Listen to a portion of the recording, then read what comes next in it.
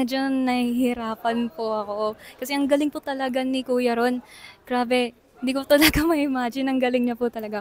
Pero alam ko naman po sa sarili ko na ginawa ko rin naman po yung best ko at laban lang po.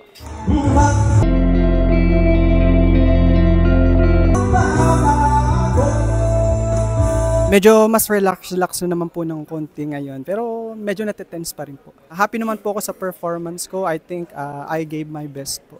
Parehas silang malinis at clear ang boses, pero among sa aming mga inampala, meron lang mas umangat.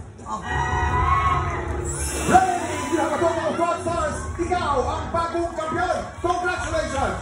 Congratulations to you, Ray! Hindi ko makapagsalita kasi hindi ko po talaga in-expect na ako yung mananalo. Kasi napakagaling po talaga ni Kuya Ron.